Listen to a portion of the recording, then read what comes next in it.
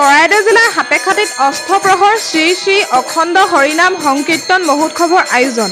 সাপেখাতি চাৰিআলি হৰি মন্দিৰৰ প্ৰাংগণত তিনিদিনীয়া কাৰ্যসূচীৰে অনুষ্ঠিত হোৱা ৬২তম অষ্টপ্ৰহৰ অখণ্ড হৰিনাম সংকীৰ্তনত ভক্তপ্ৰাণ ৰাইজৰ ভিৰ। এই মহোৎসৱত জিলাখনৰ বিভিন্ন প্ৰান্তৰ লগতে বহুকেইখন জিলাৰ পৰা অহা কীৰ্তন দলে অংশগ্ৰহণ কৰে।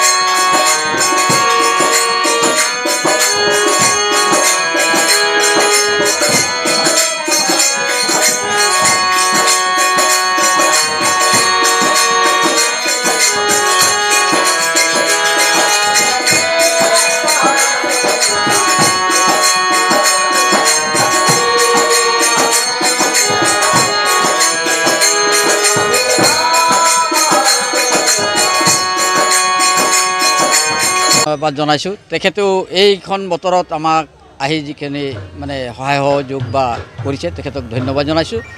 আমাৰ ইয়াত জাতি বৰ্ণ নিৰ্বিশেষে আমি সকলো বালিখিটিয়া গৰিয়াচিঙা আমাৰ সাপেখাতি অঞ্চলৰ যিমানখিনি ৰাইজ আছে সকলো ৰাইজে মিলি এই মন্দিৰত আমি আজি প্ৰায় ৩০-৩৫ বছৰৰ পৰা আমি অষ্টপ্ৰহৰ হৰিনাম কীৰ্তন কৰি আহিছোঁ।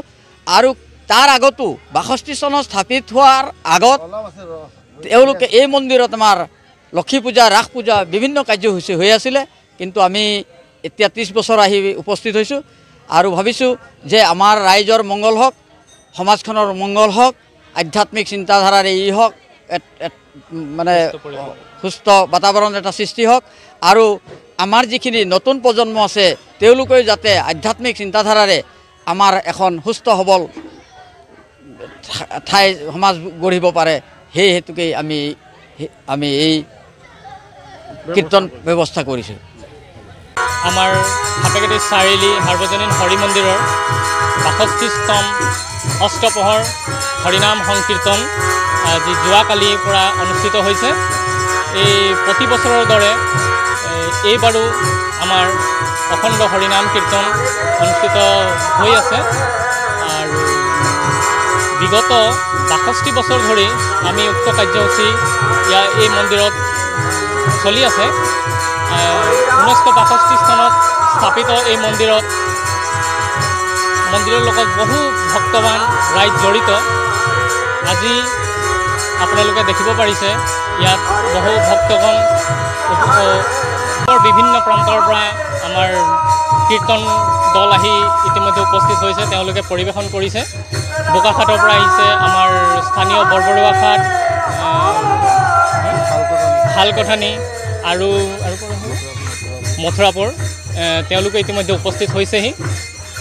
দিনজোৰা কাৰ্যসূচী যিহেতু এইখিনিতে মই আমাৰ কীৰ্তন পৰিচালনা সমিতিৰ উপসভাপতি শ্ৰীমান কাজল ঘোষ ডাঙৰীয়াক দুআষাৰ ক'বলৈ আগবঢ়াই দিছোঁ।